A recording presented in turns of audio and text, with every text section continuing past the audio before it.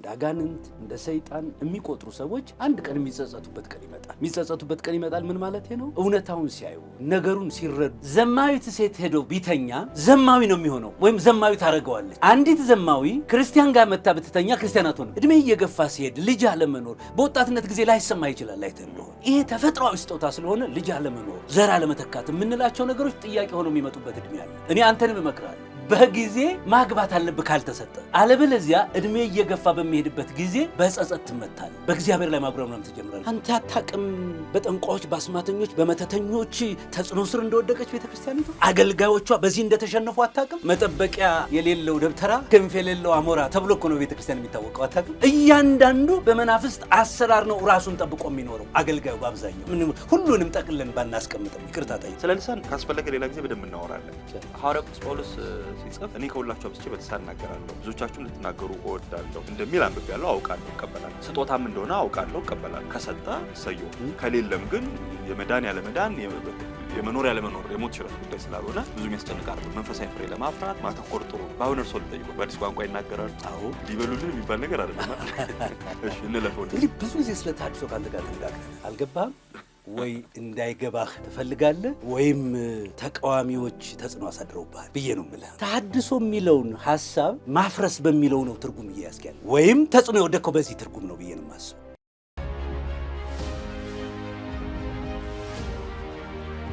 መምህር ጌታቸው ምትኩ ባለፈው ተሐድሶ ያስፈልጋል ወይስ አያስፈልግም፣ ካስፈልገስ እንዴት በሚል ርዕስ ላይ መጫወት ጀምረን ባጋጠመን የቴክኒክ ችግር ምክንያት ያሰብነውን ያክል ለሚያዩ ለሚሰሙን ሰዎች ማድረስ አልቻልንም።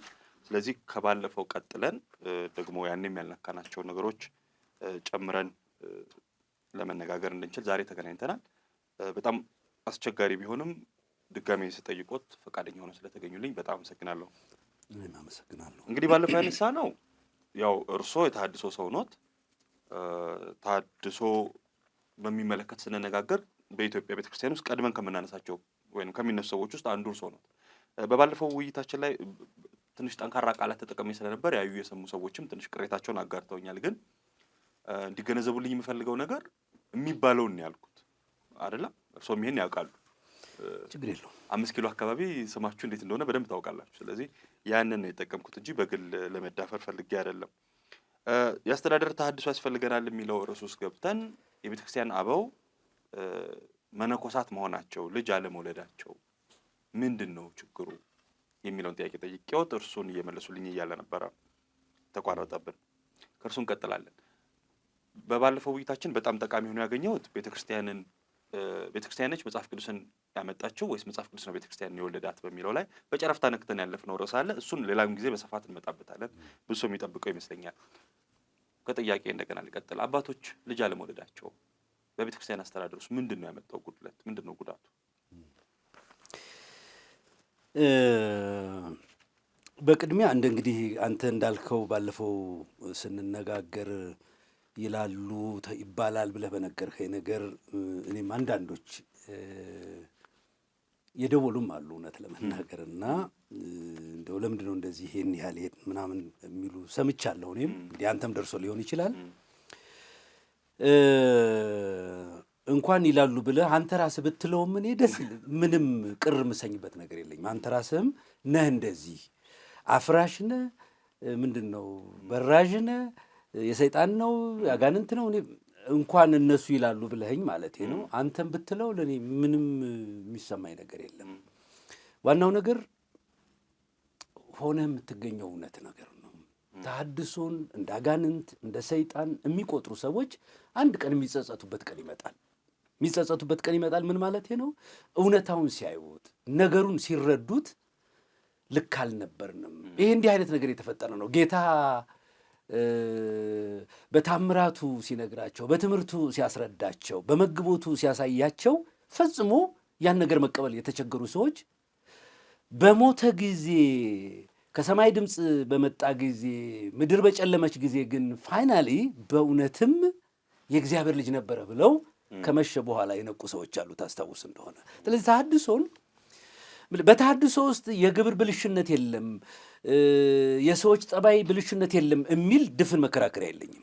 የተሐድሶ መሰረታዊ ዓላማ ግን ለቤተ ክርስቲያኒቱ እግዚአብሔር ያስነሳላት ጥያቄ ነው።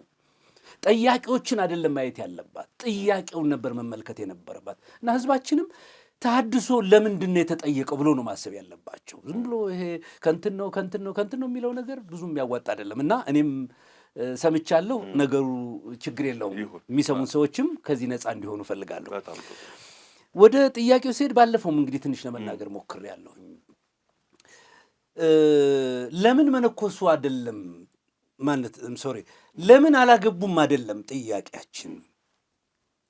ለምንድን ነው ምንኩስና መስፈርት የሆነው ነው ጥያቄያችን እንጂ ለምን ሁሉም ማግባት አለባቸው የሚል አይደለም። ሁለተኛ ያለ ጋብቻ መኖርና ምንኩስና ልዩነታቸውን ተናግሬያለሁ። ያን ጊዜ ያለ ጋብቻ መኖር አሁንም ይቻላል። ያለ ጋብቻ የሚኖር ሰው ግን መጽሐፍ እንደሚለው ለተሰጣቸው የሚለው ይሰመርበት። ለምንድን ነው ይሄን ያልነው ነገር? ያለ ጋብቻ መኖር ለተፈጥሯችን ምቹ አይደለም። እግዚአብሔር ከኃጢአት በፊት እኮ ነው ጋብቻን የሰጠን። ሰው ብቻውን ይሆን ዘንድ ወይም ወንድ ብቻውን ይሆን ዘንድ ወይም ሴትም ብትሆን ብቻዋን ይሆን ዘንድ መልካም አይደለም ብሎ እግዚአብሔር ሲፈጥር ወንድና ሴት አድርጎ የፈጠራቸው ከኃጢአት በፊት ነው። ስለዚህ እግዚአብሔር ተገቢ እንደሆነ በባህሪ እውቀቱ ስለሚያውቅ ጋብቻን ሰጠን። አዲስ ኪዳንም ሲመጣ ጋብቻን እንደገና ቀድሶታል። አይተህ እንደሆነ በጋብቻ ነው መጀመሪያ ክብሩን የገለጠው ተገኝቶ። ስለዚህ ለተሰጣቸው የሚለውን ሳንዘነጋ ያለ ጋብቻ መኖር የሚቻልባቸው መንገዶች አይተናል፣ አልደግመውም። ምንኩስና ግን ግኝቱም አፈጣጠሩም ሂደቱም አሁንም የደረሰበት ጠባዩ ግን ይህ መጽሐፍ ቅዱሳዊ ነው ብያለሁ። አንደኛ የተመሰረተበት በግብፃውያን የተመሰረተበት አመሰራረቱ ሰው ዓለምን ቢያተርፍ ነፍሱን ግን ቢያጎድል ምን ይረባዋል የሚለውን የመጽሐፍ ቅዱስ ክፍል ተርጉሞ ነው ወደዚያ የገባው። ስለዚህ ዓለምን ትቶ ጫካ ገብቶ በዱር ገብቶ በበረሃ ገብቶ ለብቻው ከእግዚአብሔር ጋር ሰውነቱን እየቀጣ እየገረፈ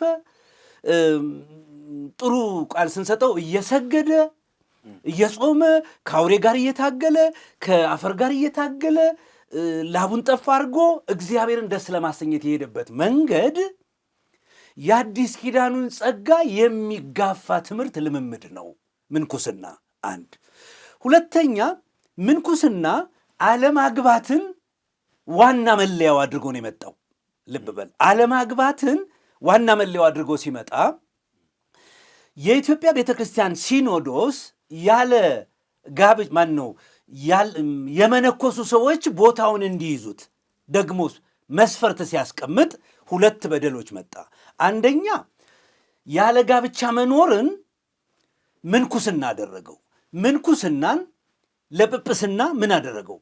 መስፈርት አደረገው። አየህ፣ ስለዚህ ምንኩስና የምንለው ያለ ጋብቻ መኖርን በመደረቡ ምክንያት ጵጵስና ውስጥ ለመግባት አለማግባት ፕላስ ምንኩስና መስፈርት ሆነው ተገኙ። አሁን እንግዲህ በዘመናት መካከል ጵጵስና የተለየ ክብር፣ ዝና፣ ገንዘብ፣ ሹመት እያገኘ ሲመጣ የብዙ ሰው ልብ የናፈቀው ክላስ ሆነ አሁን። ስለዚህ ያላገባ በመሆኑ ያልተሰጠው በሙሉ ጵጵስናን አስቦ መመንኮስ ጀመረ። አይተሃል? ስለዚህ ያልተሰጣቸው ቦታውን መያዛቸው ሁለት ጉዳት አለው። አንደኛ ተፈጥሯዊ ስሜታቸውን መከላከል መቋቋም ስለማይችሉ ስላልተሰጣቸው ጉዳዩን በድብቅ በስውር ያደርጉታል። ልክ አሁን ቤተ ክርስቲያኒቱን እንደገጠማት እኔ ለአባቶቼ ክብር አለ ብያለሁ። ለቤተ ክርስቲያን ክብር ስል አባከሌ አልልህም። አየህ፣ በዚህ ጉዳይ ላይ የወደቁ እልፍ አላፍ ናቸው። መረጃው አለ፣ በትክክል አለ። አስፈላጊ ሆኖ ከተገኘ ከነስማቸው ከነ ልጆቻቸው ማውጣት እንችላለን። እርግጠኛ ነኝ። ፍርድ ቤት ደግሞ ሂድና ተከሰው በቤተ ክርስቲያን ጉትጎታ ከፍርድ ቤት ክሳቸው ወደ ቤተ ክህነት የመጣ በርካታ አባቶች አንድ ሁለት አይጠፋም። መምህር ግን እርስዎ እንደሚሉት በስፋት አንድ ባልዲ ውሃ ውስጥ አንድ ማንኪያ መርዝ አስቀምጥና ጠጣው። እሺ፣ ይኸው ምንድነው መሰለህ፣ አንድን ነገር በእግዚአብሔር አሰራር የእግዚአብሔር ቃል ነው ዋና መሰረታችን። ምንም አይልም የተወሰነ ነገር ብንጨምርበት ተብሎ እንደውም አንድ ጥቅስ አለ እሱን ነገር የለለፍ መጽሐፍ ቅዱስ ስለ ዝሙት ሲያወራ ሁልጊዜ የሚገርመኝ ነገር አለ። ስለ ዝሙት ሲያወራ አንድ ክርስቲያን ዘማዊት ሴት ሄዶ ቢተኛ ዘማዊ ነው የሚሆነው ወይም ዘማዊ ታረጋዋለች። አንዲት ዘማዊ ክርስቲያን ጋር መታ ብትተኛ ክርስቲያን አትሆንም።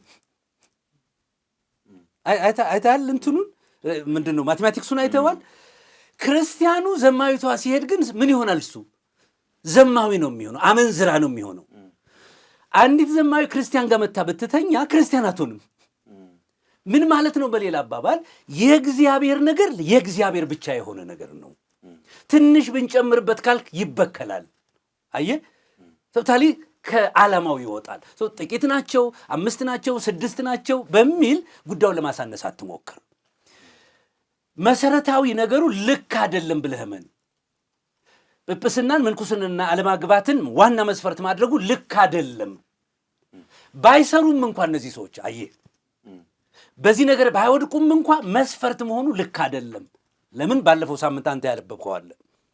ልጆቹን የሚያስተዳድር በመልካም የገዛ ቤቱን ማስተዳደር የቻለ ጋብቻ የአስተዳደር የመሪነት ማሰልጠኛ መጀመሪያ ክፍል ነው።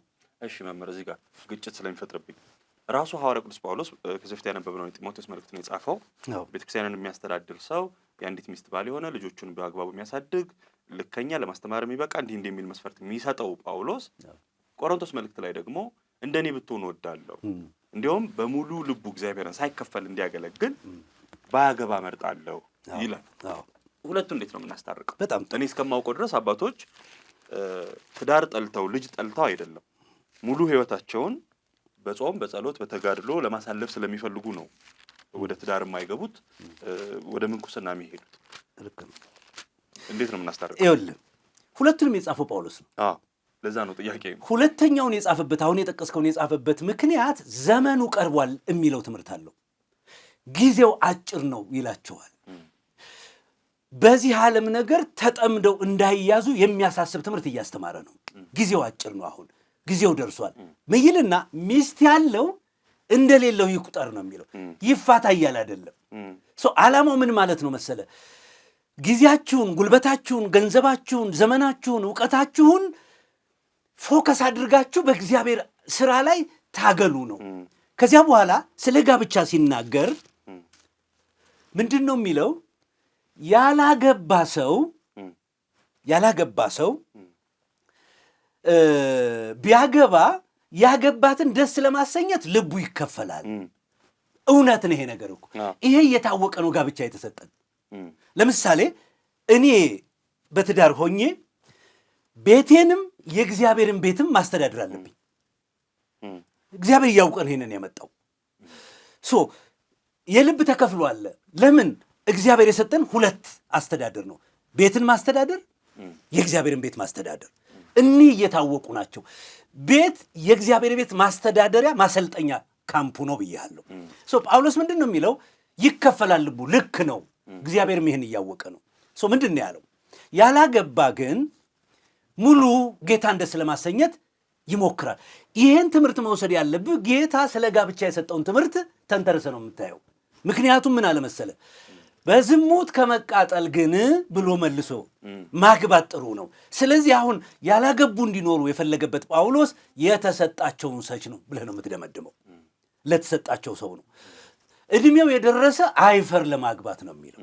ላጠምዳችሁ ፈልጌ አይደለም አይደለም የሚለው፣ ላጠምዳችሁ ለእናንተ ነፃነት ብዬ ነው የሚላቸው። እንደነዚህ አይነት ሰዎች ዋናውን የጌታ ትምህርት ተወስድና የራሱንም ትምህርት ስትጨምር አንድ ላይ ስታመጣቸው የሚነግረን ለተሰጣቸው ለዚህ ነገር ራሳቸውን ጃንደረባ ላደረጉ ሰዎች ነው የሚሆነው እንጂ ጳውሎስ በተደጋጋሚ የሚነግረን ለቲቶም ነግሮታል፣ ቤቱን ማስተዳደር አለበት ነው የሚለው እና ጳውሎስ አለማግባትን ዋና መስፈርት አላደረገውም። በዝሙት እንዳይቃጠሉ ማለት የተሰጣቸው ግን ነፃ ናቸው። ከዚህ አይተህ እንደሆነ በዝሙት የምትቃጠልበት ምክንያት አልተሰጠህም ማለት ነው። ከተሰጠህ ይሄን ነገር የምትቋቋምበት ጸጋ ራሱ እግዚአብሔር አለው። በዝሙት ከመቃጠል ግን ማግባት ነው የሚሻለው። የተሰጣቸው ግን ባያገቡ ጥሩ ነው ይላል። ልክ እኮ ነው። ለምሳሌ እኔ የተሰጠኝ ቢሆን ባላገባ ቤት ልጅ እምለው ሐሳብ የለኝም። አንድ ነገር እግዚአብሔር እንደስ ለማሰኘት ነው የሚሄደው። ይሄ እውነት ነው። ስለዚህ አይጋጭም ልል ፈልጌ ነው። የሚጋጭ አይደለም። በጣም አመሰግናለሁ። አንተ ያገጠይቆት አንድ ሰው ከተቃዋሚዎች መካከል ነው የቤተክርስቲያን አባቶች ልጆች ስለማይወልዱ ተስፋ ቆራጥነት ይጫናቸዋል። ብዙ ሰው ልጅ ሲወልድ ለቀጣዩ ትውልድ የማሰብ ዝንባሌ ይኖረዋል። የወለደና ያልወለደ ሰው መካከል ግልጽ ልዩነት አለ ነገን በሚመለከት። በእንደዚህ አይነት ነገር የተጠቁ ይመስሎታል የቤተክርስቲያን አባቶች? ተስፋ መቁረጥ ስለሚመጣው ትውልድ ግድ አለመሰኘት ይነካቸዋል ብሎ ይጠረጥራሉ? ልክ ነው። ምን አለ መሰለህ አንዳንድ ነገር እኔ ይችን የማሰምርባት ደጋግሜ የምነግርህ ተመልካቾቻችን በደንብ እንዲይዙልን ነው። የተሰጣቸው የሚባል ነገር አለ። እግዚአብሔር ለየትኛውም ነገር ጸጋ አለው። ለሰጠ ነገር ጸጋ አለው። አይተህ እንደሆነ ጳውሎስ በዚህ ሕመም ሲሰቃይ ጸጋ ነበረው። ለማንኛውም ነገር እግዚአብሔር ባለጸጋ ነው፣ ጸጋ ይሰጣል። ለተሰጣቸው ስጋቸውን መግዛት እንዲችሉ ይሰጣል። ከዚህ ነገር በዝሙት እንዳይጠለፉ ጸጋ አላቸው። ገብቶሃል? ራሳቸውን መግዛት ይችላሉ። ከዚህ ውጪ ስትሆን ጉዳዩን በውጫዊ ፍላጎት ይዘው ለዝና ለክብር ብለህ የገባበት ከሆነ ልትከላከለው የማትችለው ስሜት በውስጣችን አለ። እንኳን ሌላ ያገቡ ሰዎች በዝሙት ሊወድቁ እንደሚችሉ ታውቃለህ። የወለዱ ሰዎች በዝሙት ሊወድቁ እንደሚችሉ ታውቃለህ። ምን ማለት ነው? በውስጣችን ውስጥ ከዚህ ስሜትና ፍላጎት ጋር ነው የተሰራ ነው። ያንን ነገር በአግባብ እስካልተጠቀምክበት ድረስ በየትኛውም መንገድ ሊፈነዳ የሚችል ነገር ነው ይሄ ነገር። እነዚህ ሰዎች ያልተሰጣቸው ሰዎች ስለገቡበት ሁልጊዜ ህሊናቸው እየተካሰሰ ነው የሚኖሩት። ስሜቱ አለ፣ ምንኩስናው አለ። ምንኩስናው በሰው ፊት ያላገባ ነው የሚያስነብብ። ያን ስሜት መቆጣጠር አይችሉም። ትዝ ይለኛል ፒያሳ ከመፍረሱ በፊት አንድ ጊዜ ከድልድዩ ምንድነው አፍንጮ በር ራስ መኮንን ላይ አንድ ሆቴል ነበረ። ማታ ማታ መነኮሳት ቆባቸውን አውልቀው ናይት ክለብ የሚገቡበት ነበር። ቤተ ክህነት ደርሶበት ነበር፣ ፖሊስ ደርሶበት ነበር። በዚህ ጉዳይ ላይ ምን ሆነው ነው ሲያዙ አልቻልነውም ይሉሃል። ለምንድን ነው ያልቻሉት? የተሰጣቸው አይደሉም። ለተሰጣቸው ነገር ሁሉ ቀላል ነው በእግዚአብሔር ቤት ውስጥ። ያልተሰጣቸው ሰዎች ስለገቡ ነው። ለምንድን ነው የገቡት? ጳጳስ ለመሆን ነው። እነዚህ ሰዎች ሁል ጊዜ ተኮናኝ ናቸው። በተለይ እድሜያቸው እየገፋ ሲሄድ ልክ አብርሃም እንዳለው የሚወርሰኝ የለም የሚሉበት ዘመን ይመጣሉ። እድሜ እየገፋ ሲሄድ ልጅ አለመኖር በወጣትነት ጊዜ ላይሰማ ይችላል። አይተህ እንደሆነ ይሄ ተፈጥሯዊ ስጦታ ስለሆነ ልጅ አለመኖር፣ ዘር አለመተካት የምንላቸው ነገሮች ጥያቄ ሆነው የሚመጡበት እድሜ አለ። እኔ አንተንም እመክራለሁ፣ በጊዜ ማግባት አለብህ ካልተሰጠ። አለበለዚያ እድሜ እየገፋ በሚሄድበት ጊዜ በጸጸት ትመታለህ፣ በእግዚአብሔር ላይ ማጉረምረም ትጀምራለህ። እነዚህ ሰዎች በዚህ የተጠቁ ናቸው። እድሜያቸው ካለፈ በኋላ ሊመልሱት የማይችል ነገር ነው የሚሆነው። በግላቸው ምናልባት እያለቀሱ ሊኖሩ ይችላል። ቤተ ክርስቲያንን ይዘው ነው የሚወድቁት። ስለዚህ እውነቱን ነው፣ በእንዲህ አይነት ነገር የተጠቁ ናቸው። አይታል እንዴት ይሁን? እሺ ቤተ ክርስቲያን አስተዳደር በጣም ጥሩ፣ እንደ እግዚአብሔር ቃል ነው መሆን ያለበት።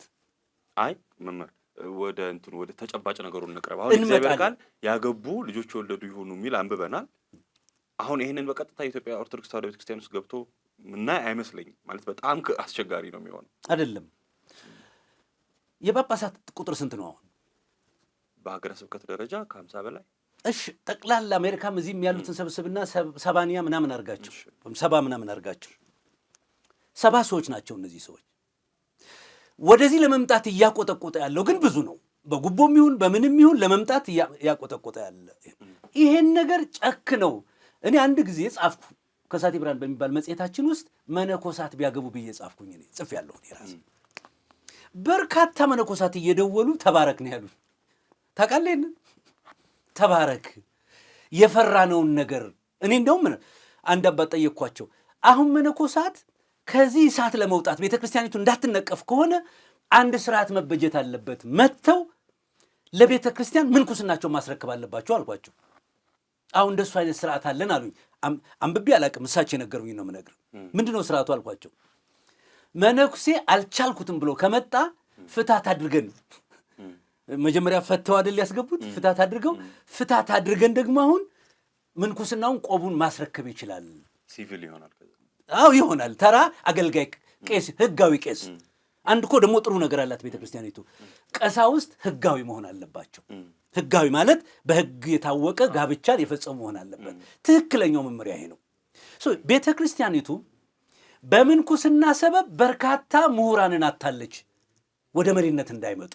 አየ በርካታ የተማሩ ሰዎች ወደዚህ ቦታ እንዳይመጡ ቤተክርስቲያኒቱ እንዳታድግ እንዳትሰፋ ካደረገው ይሄ መስፈርት ሊቃውንት መምህራንን ገድቦ ይዟቸዋል። እውቀቱ ቢኖራቸውም ወደ አመራር አይመጡ መነኩሴ ስላልሆኑ አየ ሰፈር ለሰፈር ይውላል ማለት ነው። እኔ አሁን ቤተክርስቲያኒቱ ማድረግ የሚገባት ብዬ የምለው አሁን ያሉት አባቶቻችን ከዚህ በኋላ ለጋብቻም የሚሆኑ አይደሉም። እድሜያቸው ማለት ነው። አከብራለሁ እድሜያቸውን። ለጋብቻ የሚበቁ አይደሉም አብዛኞቹ። አንዳንዶቹም የሚፈልጉትን አግኝተዋል፣ ገብተዋል። እውነቴን ነው የምነግርህ። ስለዚህ እነዚህ ሰዎች ላይ ብዙ ፎከስ ማድረግ የለባቸውም። እነዚህ ሰዎች ግን ቤተ ክርስቲያኒቱን ነፃ ለማውጣት አንድ ውሳኔ መወሰን አለባቸው እላለሁ። ምንድነው መወሰን ያለባቸው? ሲኖዶሱም ለጥቁር ራሶች ክፍት መሆን አለበት። ጥቁር ራስ ማለቴ ላገቡ ሰዎች፣ መነኩሴ ላልሆኑ ሰዎች ትምህርታቸው፣ እውቀታቸው ተመዝኖ ወደዚህ ቦታ እንዲገቡ ክፍት ማድረግ አለባቸው። ያገቡ ሰዎች ሁሉ ትክክል ናቸው ማለቴም አይደለም። ተርተኛል።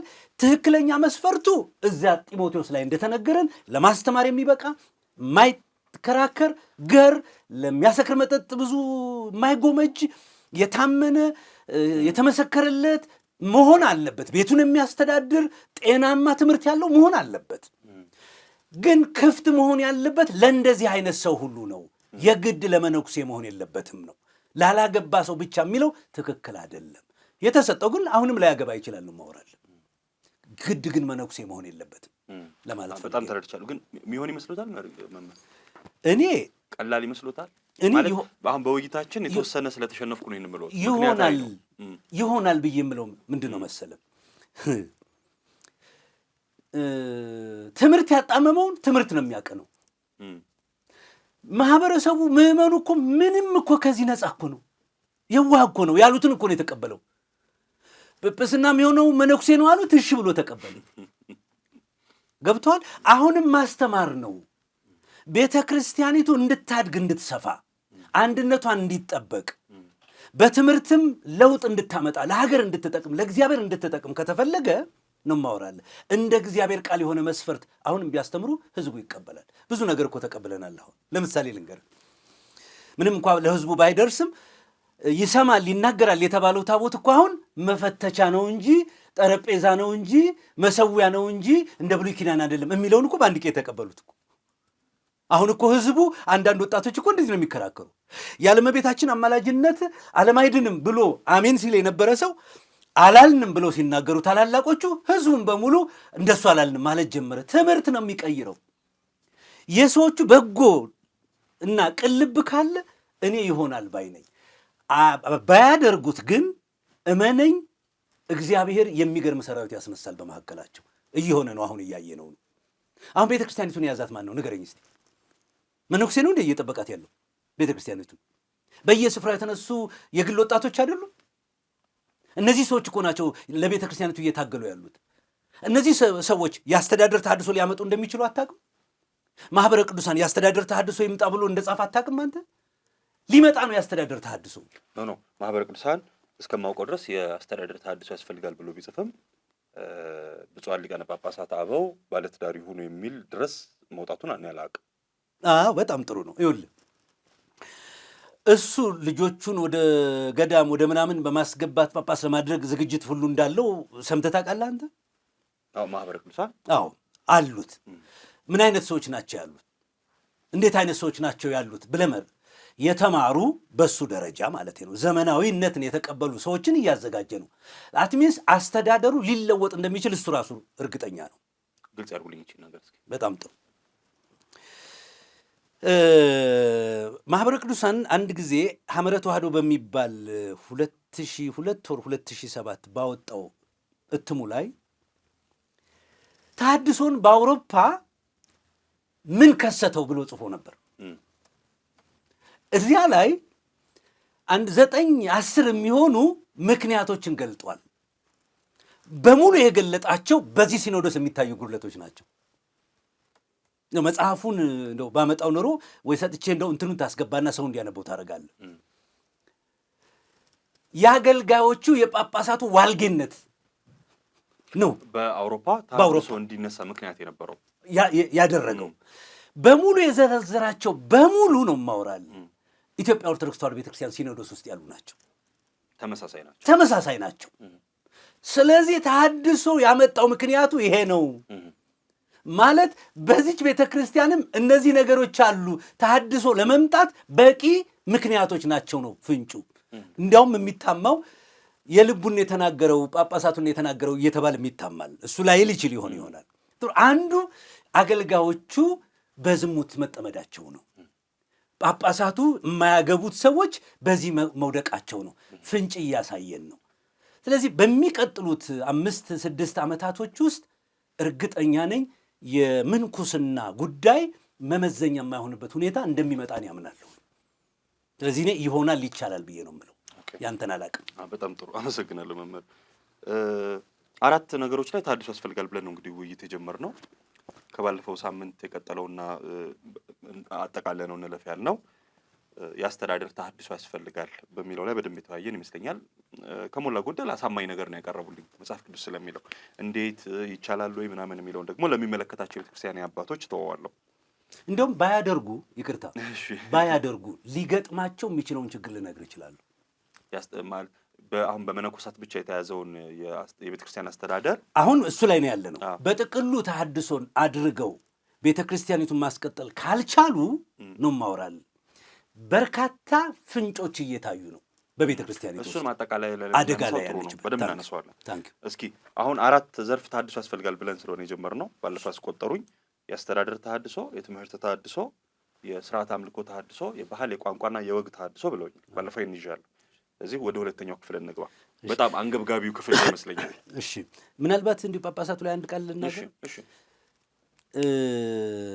የቤተክርስቲያኒቱ አስተዳደር በሐዋርያት ሥራ ምዕራፍ 28 ላይ ባለው መስፈርት እና ማስጠንቀቂያ ይሆን አይደለም ብዬ እላለሁ። እንደውም የሐዋርያት ሥራ ምዕራፍ 20 ቁጥር 28 ላይ ላነበው እችላለሁ? ይቻላል። አንብቡ። እሺ፣ ምንድን ነው የሚለው? የሐዋርያት ሥራ ምዕራፍ 20 ቁጥር 28 ቁጥር በገዛ ደሙ የዋጃትን የእግዚአብሔርን በደንብ ስማልኝ። በገዛ ደሙ የዋጃትን የእግዚአብሔርን ቤተክርስቲያን ተጠብቋት ዘንድ መንፈስ ቅዱስ እናንተን ጳጳሳት አድርጎ ለሾመባት ለመንጋው ሁሉና ለራሳችሁ ተጠንቀቁ። በጣም ጥሩ። በዚህ መስፈርት መሰረት ጳጳሳት እነማን እንደሆኑ አሳይቻለሁ። በመጽሐፍ ቅዱሱ የኛ ጳጳሳት የተለየ ነው። ግን የሐዋርያት ሥራ ምዕራፍ የሚነግረን እግዚአብሔር በገዛ ደሙ የዋጃት ቤተክርስቲያንን እንዲጠብቁ የተሾሙ ናቸው። አንደኛ ነገር ምን ማለት ነው መጠበቅ? አየ ቀጥል። ቁጥር 29 ነው መቀጠለው። አዎ እሺ። ከሄድኩ በኋላ ለመንጋው የማይራሩ ጨካኞች ተኩላዎች እንዲገቡባችሁ ደቀ መዛሙርትንም ወደ ኋላቸው ይስቡ ዘንድ ጠማማ ነገርን የሚናገሩ ሰዎች በመካከላችሁ እንዲነሱ ያውቃለሁ። አየው፣ ለምንድን ነው ጳጳሳት አድርጎ መንፈስ ቅዱስ በገዛ ደግሞ በዋጃት ቤተክርስቲያን ላይ የሾማቸው? ለምንድን ነው? ልብ በል። አሁን በዚህም በሉቃስ ገለጣ መሰረት እግዚአብሔር በገዛ ደሙ የዋጃትን ማለት ቤተክርስቲያን የልዑል እግዚአብሔር ሀብት ነች። አደራ ጠባቂዎች ናቸው እነዚህ ሰዎች፣ ጳጳሳት አድርጎ የተሾሙ ሰዎች። ስለዚህ ለራሳቸውም ለመንጋውም ተጠንቅቀው እንዲኖሩ ነው የተሾሙት። ለምንድን ነው በእግዚአብሔር ቤተክርስቲያን ላይ ለምንድን ነው እነሱ አደራ ተብለው የተቀመጡት? እኔ ከሄድኩ በኋላ ይላል። ማን ይህን የሚናገረው? ሐዋርያው ቅዱስ ጳውሎስ ነው። ምንድን ነው የሚላቸው? በመካከላችሁ ምን ይነሳሉ ነው የሚለው? ለመንጋው የማይራሩ ጨካኞች ተኩላዎች እንዲገቡባችሁ። በጣም ጥሩ። ይኸውልህ፣ አንደኛ ለመንጋው የማይራሩ ሰዎች ምን ማለት ነው? ለመንጋው የማይራሩ ሰዎች በመንጋው ራሳቸውን ያኖራሉ እንጂ ለመንጋው የማይኖሩ ሰዎች ይነሳሉ። ልክ አሁን በእኛ ዘመን እንዳለው ምዕመኑን የሚበዘብዙ የሚበሉ እንጂ ለምዕመኑ የማይኖሩ ማለት ነው። አየ፣ ሁለተኛ ጨካኞች ናቸው ይላል። ይሄ ጭካኔ ጌታችን የተናገረው ነገር ነው። በጸሎት ርዝመት የመበልቷን ቤት የሚበሉ መበለት ማለት ባል የሞተባት ሴት ማለት ነው። ባሏ ሞቷል፣ የሚረዳት የለም፣ የቀረችዋን ጥሪት ነው የሚበሉት። ጭካኔያቸውን ነው ጌታ የነገረን አይተህ እንደሆነ። ስለዚህ ምን አይነት ሰዎች ይነሳሉ? ጨካኞች ይነሳሉ። ስለ ምዕመኑ ነፍስ ደንታቢ ሲሆኑ ሰዎች፣ ከምዕመኑ ስለሚገኘው ብቻ የሚያስቡ ሰዎች ገብቶሃል? እንትኑ ፈርሷል፣ አውጡ ሰቀላ ምናምን ጨካኞች የሆኑ ይነሳሉ። ምንድን ነው የሚላቸው? ሶስተኛዎችን ተኩላዎች። ምን ማለት ነው ተኩላዎች? ጌታ ነግሮናል አይተህ እንደሆነ በተኩላዎች መካከል ነው ምልካችሁ ብሎናል። ተኩላዎች ምን አይነቶች ናቸው? ነጣቂዎች ናቸው፣ ቀሚዎች ናቸው፣ ዘራፊዎች ናቸው። ምን እንደሚደረግ ህዝቡን የምታውቅ ነህ ብዬ አስባለሁ። አንተ ራስህ አንተ ኦርቶዶክሳዊ ስለሆን ታውቃለህ ብዬ አስባለሁ። እንዲህ አይነት ሰዎች ይነሳሉ። አየህ፣ ስለዚህ በዚህ ምክንያት ሰው ተማሮ ወደ የት ነው የሚመለሰው? አንዳንዶቹ ደቀ መዛሙርት ወደ ኋላ ይመለሳሉ፣ ይጎተታሉ። በእነዚህ ሰዎች ትምህርት ይወሰዳሉ፣ በእነዚህ ሰዎች ስብከት ይሸንፋሉ። ስለዚህ ነቅታችሁ ጠብቁ ነው የሚላቸው። ኦኬ፣ ኦርቶዶክስ ቤተክርስቲያንን ላምጣለን። ያ ኦርቶዶክስ የምንለው ስላለንበት ብቻ ነው፣ ስለሌላ ስለማንናገር አይደለም። ኦርቶዶክስ ቤተክርስቲያን ውስጥ ማን ነው የወረራት ብለህ አስበህ? ለመንጋው የማይራሩ እረኞች አሉ በቤተ ክርስቲያኒቱ ውስጥ። አሁን ጨካኞች እረኞች አሉ በቤተ ክርስቲያኒቱ ውስጥ። አሁን ተኩላ የሆኑ አሉ። በጥንቆላ፣ በድግምት፣ በመተት፣ በአስማት በእነዚህ ትምህርቶች ህዝብን ወደ ኋላ የሚጎትቱ አይተህ እንደሆነ ከእግዚአብሔር ቃል አውጥተው በባዕድ ትምህርት የሚወስዱ ኢቭን በታላላቅ አባቶች ጌታችን በስሙ ጸልዩ ብሎ ባርቶስን የጸለየ ሰው አጋንንት አያገኘውም ብሎ የሚናገር ጳጳስ ያለባት ቤተ ክርስቲያን ነች። እንዲህ አይነት ሰዎች ሲነሱ እንዲጠብቁ ነበር የተሾሙት። እንዲህ አይነት ሰዎች በሚነሱበት ጊዜ ደቀ መዛሙርቱን ከእግዚአብሔር ቃል አንሸራተው ወደኋላ ይመልሷቸዋል። አማኞችን ከሃይማኖት ያወጧቸዋል። ሂድ ኦርቶዶክስ ተዋሕዶ ቤተ ክርስቲያን ውስጥ እነዚህ ሰዎች ሲበቅሉ ሲኖዶሱ የት ነው ያለው? ምንድን ነው የሚሰራው? ማንን ነው የሚጠብቀው? በተለያየ ትምህርት ሲወሰድ አንዱ ባህታዊ ተነስቶ ጎትቶ ሲሄድ፣ የት ነው ያሉ ጳጳሳት? አየህ፣ እያለቀስኩ ነው የሚላቸው ጳውሎስ። እያነባሁ ነው የምነግራችሁ፣ እንዲህ አይነት ዘመን ይመጣል። አንተ አታውቅም በጠንቋዎች፣ በአስማተኞች፣ በመተተኞች ተጽዕኖ ስር እንደወደቀች ቤተ ክርስቲያኒቱ። አገልጋዮቿ በዚህ እንደተሸነፉ አታውቅም። መጠበቂያ የሌለው ደብተራ ክንፍ የሌለው አሞራ ተብሎ እኮ ነው ቤተ ክርስቲያን የሚታወቀው። አታውቅም? እያንዳንዱ በመናፍስት አሰራር ነው ራሱን ጠብቆ የሚኖረው አገልጋዩ። በአብዛኛው ሁሉንም ጠቅለን ባናስቀምጥም ይቅርታ ጠይቃለሁ። ስለዚህ በሐዋርያት ሥራ 28 መሰረት እንዲጠብቁ ከተኩላ፣ ከነጣቂው፣ ከጨካኞች እንዲጠብቁ በተሾሙበት አይደለም። ስንት ሚሊዮን ህዝብ ነው ከኦርቶዶክስ ቤተክርስቲያን የወጣው? ስንት ሚሊዮን ህዝብ ነው? በእኔ ዕድሜ እንኳ የወጣው ስንት ነው? ምንድን ነው የሚሰራው? ምን ሆኖ ነው የወጣው ይሄ ሁሉ ትውልድ? 10-12 ሚሊዮን ያህል ህዝብ የለም እኮ። አባ ማትያስ ሲናገሩ ሰምታችኋል? 10% ህዝብ የለም ብለዋል እኮ በአንድ የሰበካ ጉባኤ ስብሰባ ላይ። ወዴት ነው ሄደው? ምንድን ነው የሆነው? ምን ልታደርግ ነው የተሾምከው? እዚያ ላይ ምን ሆኖ ነው ሄደው? ምን አጉደለን ሄደው? ለምንድን ነው የማይነሱት? ለምንድን ነው ራሳቸውን የማይመለከቱት? የመናፍቃን ትምህርት ሲነሳ ለምንድን ነው ዝም ብለው የተቀመጡት? እስቲ ንገረኝ። የሐዋርያት ሥራ ምዕራፍ 15 ምንድን ነው የተደረገው? እውነተኛ ጳጳሳት ምንድን ነው ያደረጉት? እውነተኛ ሐዋርያት ምንድን ነው ያደረጉት? በዚያች ቤተክርስቲያን በኤፌሶን አካባቢ ያሉ ቤተክርስቲያኖች ምንድን ነው የተፈጠረው? ለመዳን በኢየሱስ ላይ የሙሴ ሕግና ግዘትን መጠቀም አለባችሁ የሚሉ ሰባኪዎች አልተነሱም? እውነተኞቹ የተሾሙት ሰዎች ደቀ መዛሙርቱን ወደኋላ የሚጎትቱ ሲነሱ ጉባኤ ነው ያደረጉት። ተሰብስበው ይሄ ትምህርት ልክ ነው ልክ አይደለም ብለው ጉባኤ ወሰኑ። ቤተ ክርስቲያኒቱን ከውድቀት አዳኗት። ምንድን ነው ውድቀቱ? መዳን በኢየሱስ ብቻ ነው። ልትገረዙም አያስፈልጋችሁም፣ የሙሴን ሕግ መጠበቅ አያስፈልጋችሁም አሉ። የሙሴን ሕግ የሚያስጠብቅ የለም። ኢቭን እንደው ሌላ ስርዓትን በመስራት ይጸደቃል የሚል ትምህርት አልመጣም። በኋላ ትምህርት ላይ እንመጣበታለን እሱ ላይ። ስለዚህ በሐዋርያት ሥራ ምዕራፍ 28 መሰረት የተሾመ አይደለም። ይሄ ለነፍሳት ደንታ ቢስ የሆነ ነው። ሂድልን የሚል እኮ ነው። ንገረኝ፣ ሂድልን ውጡልን እኮ የሚሉ ናቸው። ለምንድን ነው የምንወጣው? ወዴት ነው የምንሄደው? እንዲጠብቁ መሰለኝ የተሾሙት። ስለዚህ እኔ የኢትዮጵያ አስተዳደርማ ተሐድሶ ያስፈልገዋል። በጣም ጥሩ።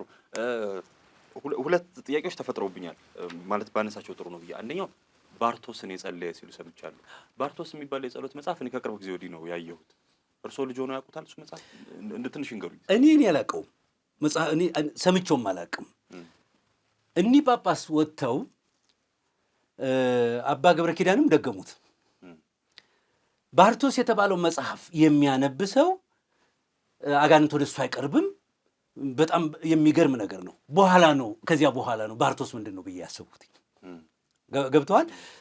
እነዚህ ሰዎች ከተሰጠን ማንም ሰው አጋንንትን በስሜ አውጡ ብሎ የላካቸው ጳጳሳት አጋንንትን ባርቶስ በሚባለው ጸሎት ነው የሚባለው መጽሐፍ በመድገም ነው ብለው ሲያስተምሩ እነዚህ ሰዎች እግዚአብሔር በቤተ ክርስቲያን ላይ የሾማቸው አይደሉም። አሉ ራሳቸውን የሾሙ አሉ፣ ራሳቸውን ጳጳስ ያደረጉ አሉ፣ ራሳቸውን መሪ ያደረጉ ሰው ከዚህ ወገን ናቸው። እኔ መጽሐፉን አላውቀውም በልጅነት። እንዲህ አይነት የጸሎት መጽሐፍት እኔ መጽሐፉን ያው በቅርቡ አይቼዋለሁ። ትርጉም የሌላቸው ቃላት ማለት ለመደበኛ ቋንቋ ባዕድ የሆኑ ቃላትን የተሞላ ነው እንደ በርካታ ድርሳናትና ምናምን ላይ። እንደዚህ አይነት መጽሐፍት ሲገቡ የቤተክርስቲያን አባቶች አያውቁ? ህዝቡ ጋር ሲደርስ ቤተክርስቲያን በቃ ዝም ነው የምትለው? እንግዲህ አንተም ራስ መጣህልኝ እያልኩ ያለሁትኝ ይሄ አስተዳደር ለእግዚአብሔር የወንጌል አገልግሎት ምቹ የሆነ አይደለም። ከዚያ ይልቅስ ለእንደነዚህ አይነት ባዕድ ነገሮች ክፍት አድርጎ የተቀመጠ ነው። ለምን? አንደኛ መንፈስ ቅዱስ የሾማቸው አይደለም ማለት ነው። አየህ፣ ራሳቸውን የሾሙ ናቸው ማለት ነው። በርካታ ትምህርቶች ወደ ቤተ ክርስቲያን ሲገቡ ሊወረሩ ይችላሉ፣ ተጽዕኖ ሊመጣባቸው ይችላል። ግን ሁልጊዜ ተሰብስቦ መለየት አለበት። አባ በርናባስ ምንድን ነው ያሉት? እድሜው አጭር ስለሆነ 60 ዓመት ስለሆነ ሁሉንም መወሰን ስላልቻለ ነው ታገሱት አይነት ነገር ነገሩ። ስንት ዓመቱ ነው ነፃነቱን ካገኘ የኢትዮጵያ ሲኖዶስ? ከ1951 ጀምሮ። አዎ ኦልሞስት ወደ 66 ምናምን ዓመት ነው። በእነዚህ 66 ዓመት ውስጥ በወንጌልና ወንጌል ባልሆኑ ነገሮች ላይ ያለውን ለመለየት ከበቂ በላይ ነው። ለምን? አንተ አይደለም እውነትን የምትፈጥረው፣ እውነት ተፈጥሯል። እውነት አለ በመጽሐፍ ቅዱስ። በዚህ መሰረት መለካት ነበረባቸው።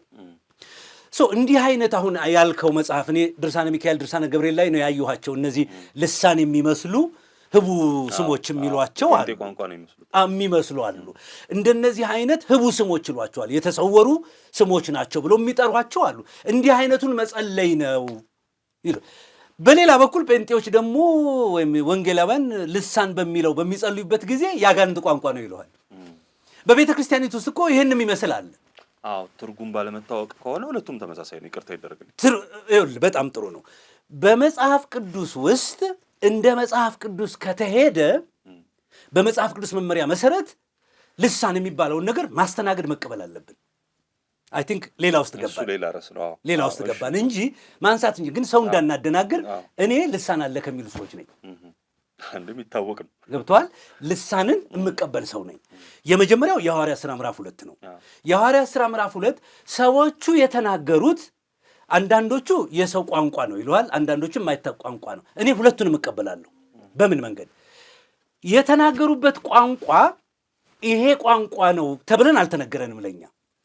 ሰሚዎቹ ግን በየራሳችን ቋንቋ አሉ። አየህ፣ ሰሚዎቹ 100 ቢኖሩ 100 ቋንቋ ሰምተዋል።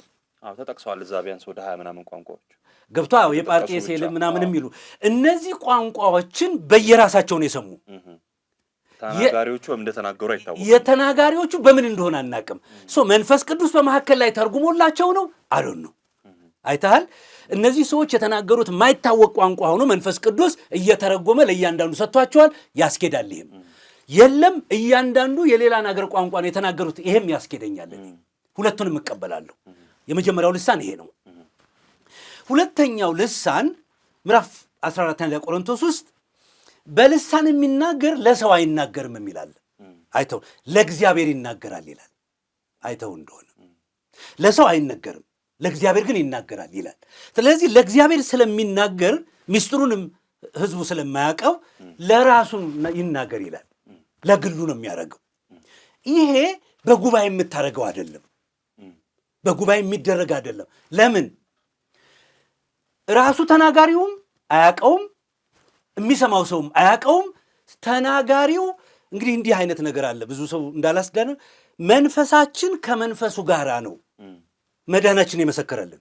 እንዴት እንደሆነ ገብቶሃል? አሁን ግንኙነታቸው አላቅም። መንፈሳችን ከመንፈሱ ጋር ይገናኛሉ። ይሄ አንተ ልብና መንፈስ ውስጥ ነው የሚታወቀው። ስለዚህ ተናጋሪው የሚናገረው ነገር ለእግዚአብሔር ምስጢርን ይናገራል። መንፈሱ ተረድቶ ነው በሕይወቱ ውስጥ ራሱን የሚያንጸው ይላል። ስለዚህ ይሄ ለጉባኤ የሚሆን አይደለም፣ በህዝብ መካከል የሚደረግ አይደለም። ምን ይሉታል አንዳንድ ፈረንጆች? ዲቮሽናል ታንግ ይሉታል። በግል የምታደርገው ነው ይለዋል። በጣም ጥሩ። በሶስተኛ ደረጃ ያየነው ግን በቤተ ክርስቲያን ውስጥ በልሳን የሚናገር ቢኖር 2 ወይም 3 ሆነው ይናገሩ፣ ተርጓሚ ከሌለ ዝም ይበሉ፣ ወይም እንዲተረጉም ራሱ ይጸልይ ይላል።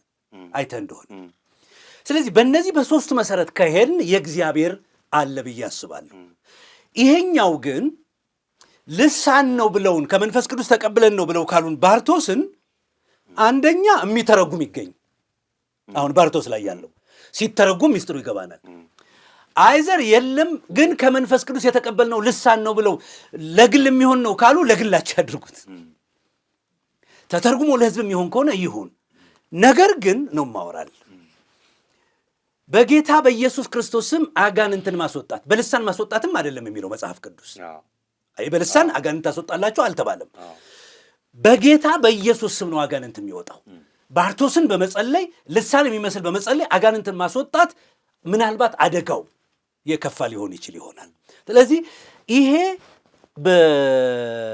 በቤተ ክርስቲያን ላይ ለተሾሙ ጳጳሳት ያልሆነ ነገር ሲደረግ ዝም ብለው ማየታቸው እኔ መንፈስ ቅዱስ ሾሟቸዋል ለማለት እንኳን ልጠረጥር እችላለሁ ለማለት ፈልጌ ነው። እግዚአብሔር ያክብርልኝ። ስለ ልሳነ ንስሐ ነው ምንድነው?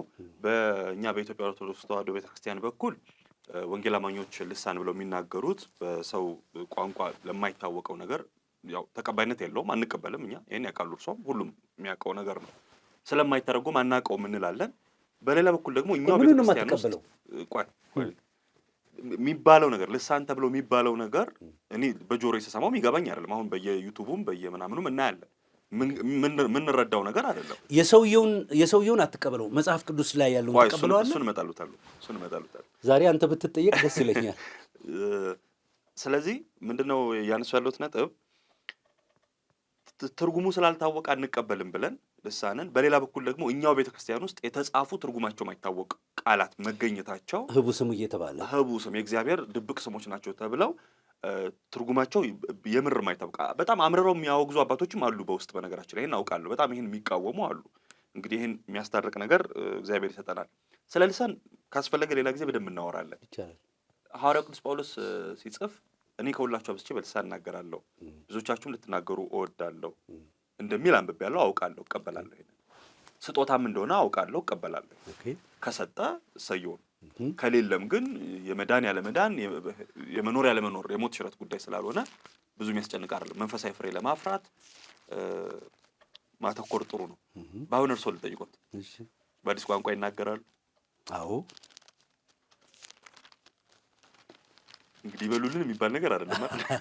እሺ እንለፈው እንደዛ ብለን ይሄ የፈለጉት ነገር ካለ ይሄ በአዲስ ቋንቋ መናገር የሚለው ጌጥ ነገር አይደለም። በአዲስ ቋንቋ መናገር እችላለሁ አልችልም የሚባል ነገርም አይደለም። መንፈስ እንደሚፈቅድ ስጦታን ይሰጣል።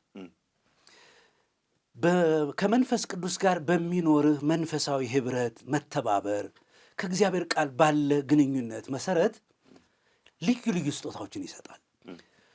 እኔ መፈወስ አለኝ፣ በልሳን መጸለይ አለኝ፣ እኔ እንደዚህ አለኝ ብለህ እንደ ኪስ ገንዘብ የምትቆጥረው አይደለም። ተረድተኛል? ይሄ ለእግዚአብሔር ክብር፣ ለአካሉ ጥቅም የሚሰጥ ስጦታ ነው። ችሎታ አይደለም፣ ችሎታም አይደለም፣ ስጦታ ነው ራሱ እንደሚለው ቃሉ። የቅድስና ውጤት የሚያመጣውም አይደለም። ስለ ዳንክ ስላልዳንክ የሚመጣ ነገር አይደለም። መንፈስ እንደሚፈቅድ የሚሰጥ ነገር ነው። ሐዋርያው ቅዱስ ጳውሎስ በልሳን እንድትናገሩ እወዳለሁ ይላል። ትንቢት እንድትናገሩ ደግሞ የበለጠ እወዳለሁ ይላል። ምን ማለት ነው? ስጦታዎቹ ሁሉ የየራሳቸው ጥቅም አላቸው። እያንዳንዱ የእግዚአብሔር የሆነው ነገር ሁሉ ከጥቅም ጋር የተሰጠ ነው። እንኳን እነዚህ ስጦታዎች ሕጉ ራሱ ምስለ ተስፋ ነው ይላሉ አባቶች። ከተስፋ ጋር የተሰጠ ነው። የምታደርገው የእግዚአብሔር ነገር በሙሉ ሪዋርድ አለው። ስለዚህ ጥቅም አላቸው ልልፈልግ። ለምሳሌ ለአንዱ እውቀት ይሰጠዋል። አየ ፕሮፌሰር ነኝ እንዲልበት አይደለም። በዚህ ዕውቀት ለእግዚአብሔር ክብር ለአካሉ ጥቅም እንዲኖር እንዲያገለግልበት ነው የተሰጠው። ለአንዱ መተርጎም ይሰጠዋል። በቃ ለአንዱ ትርጓሜ ነው የሚሰጠው። ለአንዱ በልሳን መናገር ይሰጠዋል። ለአንዱ ጥበብን ማውራት ይሰጠዋል። ለአንዱ መፈወስን ይሰጠዋል። ስለዚህ እነዚህ ነገሮች አለኝ ተብሎ የሚመካ እኔ እንደውም እንዲህ አይነት ጥያቄው ምልካለሁ እርሶ ይናገራሉ አይናገሩም ምናምን የሚባልም ነገር አይደለም። ጉዳዩ የሚሆነው እስቲ አሁን በልሳን ልናገር ብለህ የምትጀምረው የግል ልምምድ አይደለም። እስቲ አሁን እንፈውስ የምትለው አይደለም። መንፈሳዊ ህብረት ስታደርግ መንፈስ እንደሚፈቅድ የሚቀሰቅሰው ነገር ነው። እያንዳንዳችን ውስጥ አለ ስጦታ። አንተ ውስጥ ስጦታ አለ። አቀጣጥል ይልሃል። ልክ በጸሎት በእግዚአብሔር ቃል ወንድሞች ህብረት በፍቅር በእውነተኛ ንስሐ ስትመላለስ ጸጋው ብቅ ይላል፣ ይወጣና ለጥቅም ይገለጣል። አንተን ለማስዋብ አይደለም። የመንፈስ ቅዱስ ስጦታዎች ይሄ የክሪስመስ ትሪ አይነት ላይ የሚደረግ ጌጦች አይደሉም። ለዓላማ ለጥቅም የሚመጡ ናቸው። አለኝና የለኝም በሚል ሰው እንትን እንዲሆን አይደለም። ወይ እኔን ያልናገርም እኔ እናገራለሁ የሚል ይሄ ምንድነው ጊልቲ ኮንሴንስ የሚፈጥሩ ነገሮች እንደሱ አይነት አይደለም። ይሄ ነገር አንተ ለምሳሌ አሁን አንተ ማንወደውን እናውረው አትናገርም አንተ ልበል አሁን ስለማትናገር አልናገርም የሚል ዕውቀትና ድምዳሜ እንዲኖር አያስፈልግም። ተረድተኛል? እንዲህ አይነት ሐሳብ ሊኖር አይገባም። በሚኖር መንፈሳዊ ህብረት ውስጥ እግዚአብሔር የሚያደርገውን አታውቅም። ሊያደርግ የሚችለውን ነገር አታውቅም። በጊዜው ለጥቅም ሲመጣ አረረረኔ የኔ አይደለም አትልም። እንደ ጴጥሮስ አልበላም ርኩስ ነገር አልቀምስም አትልም። መንፈስ እንደወደደ ያደርጋል። ልቀቀው ራስህን። አየህ፣ ስጠው ለመንፈስ ቅዱስ። አለኝና የለኝም አይደለም፣ ያላቸውና የሌላቸው የሚል የለውም። የእግዚአብሔር ቃል በማንኛውም ሰዓት በወደደው ሰው ላይ መጠቀም ስልጣን አለው። እና ይሄ እንዲያውም ይናገራሉ አይናገሩም፣ ሁለተኛ ይህንን ባትጠይቅ ደስ ይለኝ። እንዲሁ እግዚአብሔር ይባርክ።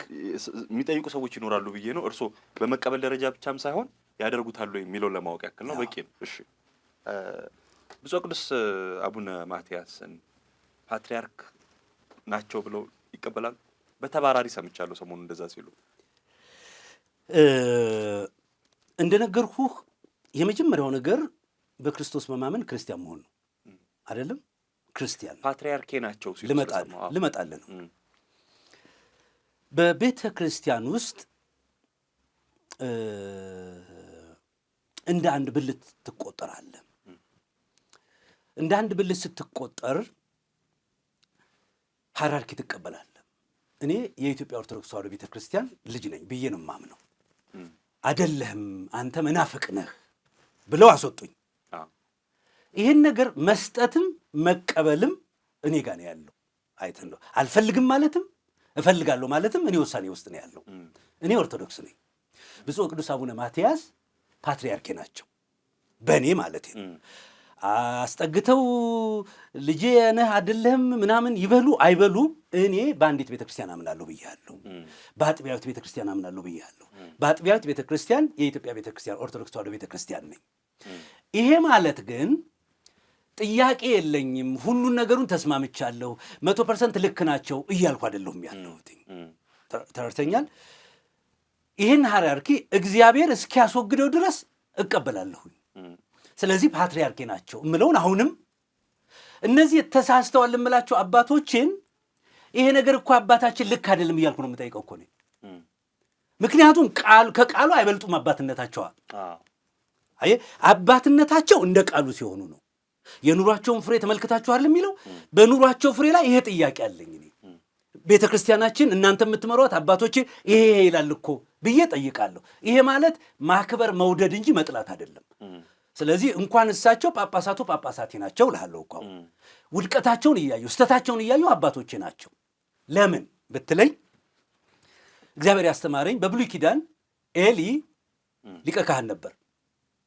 ልጆቹ ካህናት ነበሩ። እዚያው ወንጀል ይሰራ ነበር። አይታል? ወንጀል እየተሰራ እግዚአብሔር ዝም ብሎ ታገሰ። ሳሙኤል ያድግ ነበር። ትዝ ይልሃል? ሳሙኤል አድጎ እስኪረከብ ድረስ የኤሊ ኃጢአት ተሽሎታል እግዚአብሔር። ለምን? ህዝቡን ለማቆየት፣ ያለረኛ እንዳይበተን ለህዝብ የሚራራ አምላክ ነው እግዚአብሔር። እነዚህን ሰዎች እየተጠቀመ ያለው እንደዚህ ነው። ሳሙኤል ሲያድግና ለኃላፊነት ሲበቃ ግን ኤሊ እንዴት እንደሞተ ታውቃለህ? ከወንበር ላይ ወድቆ ነው የሚለው። ሁልጊዜ እናገራሉ። ከ7ኛ ፎቅ ወድቆ የሚተርፍ ባለበት ዘመን ውስጥ ኤሊ የሞተው ከወንበር ላይ ወድቆ ነው። እኔ ከተቀመጥኩበት አሁን ወድቄ የምሞት ይመስልሃል? አየህ፣ እግዚአብሔር እየጠበቀ ያለ ልጆቹን ነው። እግዚአብሔር እየጠበቀ ያለው የኤሊን መመለስ ነው። እስከዚያ ድረስ ግን የቤተ ክርስቲያኑ ሊቀ ካህን ማን ነው? የቤተ መቅደሱ ሊቀ ካህን ኤሊ ነው። ኤሊ ምን ነበር? ስንፍና ይዞት ነበር። ልጆቹ ግልሙትና ይሰሩ ነበር። መቅደስ ውስጥ ወንጀል ይሰራ ነበር። አይ ቲንክ እኔ እግዚአብሔር ለዚች ቤተ ክርስቲያን እንደዚህ ይመስለኛል። አሁን ቤተ መቅደስ ውስጥ እየተሰራ ላለው ነገር፣ ካህናቶቹ እያደረጉት ላለው ነገር የሚተካ እስኪነሳ ድረስ የሚጠብቅ ይመስለኛል። በተለይ አዲስ ኪዳን ደግሞ የምሕረት የትዕግስት ዘመን ነው።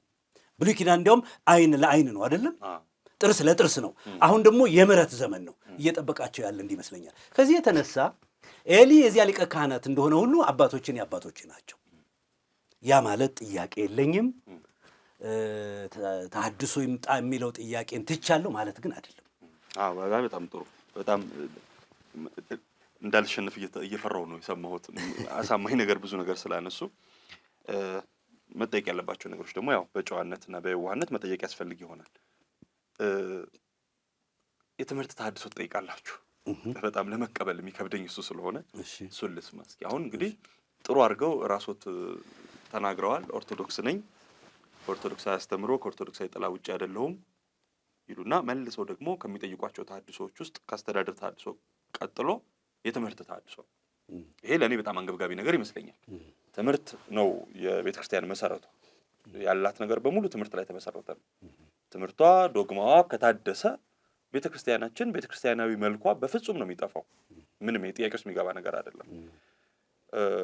በቀጣይ የምንመጣባቸዋለን። ቋንቋ ጭምር እንዲታደስ ይጠይቃሉ። ባህል፣ ስርዓት አምልኮ ሁሉ እንዲታደስ ይጠይቃሉ። በጣም አስደንጋጭ ስለሚሆን ይህን መስማት እፈልጋለሁ። ትምህርት አድሳችሁ እንዴት ነው ቤተክርስቲያን ሆና የምትቀጥለው? እንግዲህ ብዙ ጊዜ ስለ ተሐድሶ ከአንተ ጋር ተነጋግረናል። ወይ አልገባህም ወይ እንዳይገባህ ትፈልጋለህ ወይም ተቃዋሚዎች ተጽዕኖ አሳድረውብሃል ብዬ ነው የምልህ። ተሐድሶ የሚለውን ሐሳብ ማፍረስ በሚለው ነው ትርጉም እየያዝክ ያለዋል፣ ወይም ተጽዕኖ የወደቅከው በዚህ ትርጉም ነው ብዬ ነው የማስበው። ምክንያቱም ተሐድሶአውያን ሊያፈርሱን ነው፣ ተሐድሶአውያን ሊያጠፉን ነው የሚባለው ስብከት ስላለ። ተሐድሶ ማለት እኮ መልካም ነገር አለ፣ ወደዚያ መልካም ነገር እንመለስ፣ ባዕድ የሆኑ ነገሮች ይውጡ፣ መጽሐፍ ቅዱሳዊ የሆኑ ነገሮች ይሻሻሉ፣ ይስተካከሉ እኮ አሁን ትምህርት ነው። ልመጣልህ ነው። አሁን አስተዳደሩ ይቀየር ስል ማነው ይታደስ ብዬ ስል እንደነገርሁ ሲኖዶሳዊ አስተዳደሩ ወጥቶ ሌላ ይሁን አላልኩም አይደለም፣ ሰምተኛል። ሲኖዶሳዊ ኤጲስቆጶሳዊ ሆኖ ለእግዚአብሔር ቃልና ለመንፈስ ቅዱስ ክፍት ይሁን፣ እንደ እግዚአብሔር ቃል መመሪያ ይሁን ነው እንጂ ያልነው ሌላ ይሁን ደግሞ ሌላ እንሞክር አላልኩም እኮ። አይተህ እንደሆነ ለምሳሌ ፖለቲከኞቻችን ካፒታሊዝምን ነበረ አንፈልገውም ሲሉ ካፒታሊዝምን አድሰው አይደለም ያስተካክሉት፣ ቶታሊ ጥለው ሶሻሊዝም ያደርጉታል። ሶሻሊዝም አልሆነንም ብለው ደግሞ ይጥሉትና ምንድነው ደግሞ አሁን የመጡት አቤታዊ ዲሞክራሲ ይባሉታል። እሱን ደግሞ እንደሱ አይደለም እያነገርኩ ያለሁት። አይተሃል እያልኩ ያለሁት የኢትዮጵያ ኦርቶዶክስ ተዋሕዶ ቤተ ክርስቲያን ጥንተ ነገሯ መልካም ስለሆነ መሰረቷ ጤናማ ነገር ስላለው በየዘመናቱ በገጠማት ችግር ስርዋጽ የገቡ ትምህርት፣ ስርዓት፣ ወግ፣ ባህል፣ ልማድ፣ ቋንቋ፣ አስተዳደራዊ ነገሮች በሙሉ ይታረሙ፣ ይለዩ ነው እያልኩ ያለሁት። ገብቷል? ልመጣልህ ነው። አሁን ትምህርት ላይ ልምጣልህ። የትምህርት ተሐድሶ ያስፈልጋል ብለን ስንል ሁሉም ነገር የማይጠቅም ቢሆን ኖሮ ተሐድሶ ሳይሆን የሚያስፈልገው ቶታሊ ትምህርቷ መወገድ አለበት ነበር ማለት የነበረበት። እያልን ያለነው ህዳሴ ነው የሚያስፈልገው፣ እርምት ነው የሚያስፈልገው እንጂ ሁሉ አያስፈልግም ብለን ከደረስን ከደመደምን ተሐድሶ አይደለም የሚያስፈልገው፣ ማፍረስ ነው፣ ማስወገድ ነው። አሁን ማፍረስ አይደለም። ለምን? ጤናማ ነገሮች አሏት ብለን ስለምናስብ። ታዲያ ምን ማለታችሁ ነው? አሻሚ ነው ካልከኝ ለምሳሌ መሰረታዊ የመጽሐፍ ቅዱስ አስተምሮዋን እንፈትሸው ብለን እንፈትሸናል። እኛ በአንድ እግዚአብሔር የምታምን በሶስት አካል በተገለጠ በአብ ወልድ መንፈስ ቅዱስ የምታምን ፍጹም አምላክ ፍጹም ሰው የእግዚአብሔር ልጅ የቅድስት ድንግል ማርያም ልጅ እንደሆነ የምታምን ጥምቀት ስጋው ደሙን መቀበል የጌታ ትምህርትና ትእዛዝ እንደሆነ የምታምን የምትቀበል የምትፈጽም ለምእመናኗ የምታደርግ በትንሣኤ ሙታን የምታምን ዳግም በክብር በሕያዋንና በሙታን ላይ ሊፈርድ ይመጣል የምትል ነች። በጣም ምኑ ነው የሚታረመኝ? ይኸውልህ በጣም እንደው ምን አለ እንዳንተ ቢሆኑልኝ፣ ሁሉም ሰዎች እንዳንተ ቢሆኑ ደስ ይለኛል። ለምሳሌ እኛ ትምህርትን ለአራት ነው የምንከፍለው። አንደኛው ትምህርቷ ብለን የምንለው መሰረታዊ የመጽሐፍ ቅዱስ አስተምሮ የምንለው ወይም ዶክትሪን ወይም ደግሞ ዶግማ ምናምን እያልን የምንጠራቸው ነገሮች ናቸው። የኢትዮጵያ ኦርቶዶክስ ተዋሕዶ ቤተክርስቲያን ዶክትሪን ወይም ዶግማ ምንድን ነው? 5 አዕማደ ሚስጥራት ናቸው። ሚስጥረ ስጋዌ፣ ሚስጥረ ስላሴ፣ ሚስጥረ ስጋዌ፣ ሚስጥረ ጥምቀት፣ ሚስጥረ ቁርባንና ትንሣኤ ሙታን ናቸው። በጣም ጥሩ። በኢትዮጵያ ኦርቶዶክስ ተዋሕዶ ቤተክርስቲያን ውስጥ ሚስጥረ ስላሴ አስተምህሮ ጤናማ ሆኖ የተቀመጠ የምትኮራበት የሚያኮራ ትምህርቷ ነው ብለናል። ይስማማል? አዎ። ጥሩ። በነገረ ስላሴ ትምህርቷ። ሁለተኛ ሚስጥረ ስጋዌ ነው። በጣም ጤናማ በሆነ ትምህርት ላይ የተጀመረ አሁን ግን በከፊል የተጎዳ ትምህርቷ ነው ስጋዌ። እመጣበታለሁ። የጌታችን የኢየሱስ ክርስቶስ ፍጹም አምላክ ፍጹም ሰው የመሆን ትምህርቱ ማለት ነው። የመሆን ትምህርቱ እሱ ድነትንም የያዘ ነው። ሚስጥረ ስጋዌ ድነትንም የያዘ ስለሆነ ሚስጥረ ጥምቀት ነው። ሚስጥረ ጥምቀትም ደግሞ በከፊል ደረጃ አሁን ባለችበት ደረጃ ይሄም ትምህርት መታየት ያለበት ትምህርት ነው ብለን እንላለን። ጥምቀትን መቀበሉ አይደለም ስተቷ። የተቀበለችውን ጥምቀት የምትፈጽምበት ነገር ግን ልክ አይደለም። አየ። አራተኛ ሚስጥረ ቁርባን ነው። ሚስጥረ ቁርባን መቀበሏ መጽሐፍ ቅዱሳዊ ነው ወይም ስጋው ደግሞ የምትለው ነገር ግን ስጋው ደግሞ አፈጻጸም ላይ ሲመጣ ደግሞ ችግር አለው። አሁን እንግዲህ ትምህርትህና አፈጻጸም ከተጋጨ ተሐድሶ ያስፈልገዋል ባይነን። ወይም በሌላ አባባል ያለ ሐሳቤና ያመረትከው ምርት ካልተስማማ እንደገና ሪቫይዝ ማድረግ አለብህ ነገርህን። ሌላው ትንሣኤ ሙታን ነው። በትንሣኤ ሙታን መሰረታዊ ነገሩ ላይ ጤናማ ነው። መሰረታዊ ነገሩ ላይ ቴዎሎጂካል ዲቤቶች አሉ። አንደኛውን ጎራ ልትሆን ትችላለች። እሱ ችግር የለብንም ለኛ። ሚስጥረ ትንሣኤ ላይ 3 መልኮች አሉ። ቅድመ መከራ፣ በመካከለኛው መከራ እና ድህረ መከራ ነው። ቤተ ክርስቲያን ትነጠቃለች አትነጠቅም፣ ክርስቶስ አንድ ጊዜ ይመጣል፣ 2 ጊዜ ይመጣል። ይሄ ቪው ነው፣ ቴዎሎጂካል ቪው ነው። በጥቅሉ ክርስቶስ ዳግም ይመጣል በሚለው ትምህርቷ ጤናማ ነች። ለፍርድ ይመጣል በሚለው። ስለዚህ አሁን ተሐድሶ የሚያስፈልገው ነገር ላሳይህ። አሁን እነዚህ ትምህርቶችም ቢሆኑ ግን በሁለት መንገድ ላሳይህ። እያንዳንዱ ትምህርት እመጣበታለሁ። በመጽሐፍ ላይ ያስቀመጠቻቸው ጤናማ ትምህርቶች አሏት። መጽሐፍ ላይ ያለው ጤናማ ትምህርቷ ግን በሕዝቧ ልብና አእምሮ ውስጥ የለም። መጽሐፍቱ የሚሉትና ምዕመኑ ጋር ያለው የሚኖረው ሕዝቡ የሚኖረው በእነዚያ ጤናማ ትምህርቶች አይደለም። ምን ማለቴ ነው? ሕዝቡ የሚመራው በእነዚያ ጤናማ መጽሐፍቱ ሳይሆን ሰፈር ባለ ቄስ፣ ሰፈር ባለ ሰባኪ ነው። አጥቢያ ባለ አስተማሪ ነው የሚኖረው። ስለዚህ በየአጥቢያ ቤተ ክርስቲያናቱ ከመጽሐፉ ጋር ያልተዋወቁ ሰባኪያን መድረኩን ስለያዙት በተለያየ ምክንያት ነው። መድረኩን ስለያዙት ትምህርቱ በሕዝቡ ዘንድና በመጽሐፍ ያለው ልክ አይደለም ብለን እንላለን። እንኳን ሌላ ጤናማ የሆነው የነገረ ሥላሴ ትምህርቷ በሁሉ ሕዝብ ዘንድ የታወቀ አይደለም። አንዳንድ የከተማ ልጆች አሁን እየተነሱ ሥላሴን ለማመሳጠር ቢሞክሩም እንኳ 80-90 በመቶ የሚሆነው ሕዝቧ ግን ከዚህ ትምህርት የራቀ ነው። ስለዚህ ተሐድሶ ያስፈልጋል ብለን ስንል በሕዝቡ ያለው ትምህርትና በመጽሐፉ ያለው ትምህርት ምን መሆን አለባቸው ማለታችን ነው። መገናኘት አለባቸው። መምህር ጌታቸው ይቅርታ ያድርጉልኝ፣ እየተናገሩ ያሉትን በትክክል ተረድቼው ከሆነ 80-90 በመቶ የሚሆነው ሕዝቧ የሥላሴን ትምህርት በቅጡ አያውቅም ካል አምላኩን አያውቅም እያልን ነው። በጣም ጥሩ ነው። ሥላሴን ትምህርት ማወቅ ማለት ነው። ለምሳሌ ሥላሴ ስንት ናቸው? አንድም ሶስትም ከልጅነታችን ጀምሮ የተማርናቸው ያስተማርናቸው። በወልድ መንፈስ ቅዱስም እያልን ያደግ። ገብቶሃል? እንቅፋት ሲመታ በስማም ብለህ የለመድከውን በሙሉ የእግዚአብሔር ትምህርት ከህይወት ጋር ተዛምዶ እያንዳንዱ የምትለው ነገር ለህይወት ትርጉም እስካልሰጠው ድረስ ነው ማወራለህ። ጠቀሜታው ያን ያህል ነው። ለምሳሌ በአብ ወልድ በመንፈስ ቅዱስ ታምናለህ። አብ ወልድ መንፈስ ቅዱስ ማንና ግብሩን አውቀ ካንተ ጋር እስካላገናኘው ድረስ ለህይወት አይረባም። ብዙ እውቀት አእምሯችን ውስጥ አለ የለም? ስለ ጨረቃ ታውቃለህ፣ ስለ ከዋክብት ታውቃለህ፣ ግን ጠቅሞ አያውቅም። ለምን? ያ እውቀትና ያንተ ህይወት ፈጽሞ ተገናኝተው አያውቁም። ስለዚህ ጨረቃን አታውቅም አልልህም። አንተ ስለ ጨረቃ አታውቅም አልልህም። ግን ከአንተ ህይወት ጋር ተገናኝቶ ፍሬ እስካላፈራ ድረስ ያ እውቀት የመረጃ ክምችት እንጂ እውቀት አይደለም፣ ወይም ትምህርት አይደለም። አንድ ሰው ተማረ የምንለው ለሰማው ነገር ከሰውነቱ ጋር አዋህዶ መልስ ሲሰጥ ነው አይደለም ተማረ የምንለው።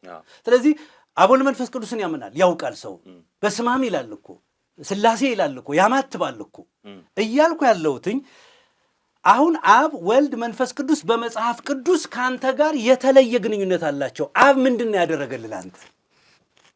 አየህ፣ አብ ወደደኝ ትላለህ አይደለም? ወልድ ምንድን ነው ለአንተ ያደረገው? ወልድ ነፍሱን ሰጠኝ። መንፈስ ቅዱስ ምንድን ነው ያደረገው? መንፈስ ቅዱስ አተመኝ፣ ገለጠልኝ። አየህ፣ ረዳኝ፣ አስተማረኝ። በየዕለቱ ከአብ ከወልድ ከመንፈስ ቅዱስ ጋር እኮ ህይወት የተገናኘ ነው። ክርስትና ከሶስቱ ይወጣ አይደለም፣ እንደሱ አይደለም።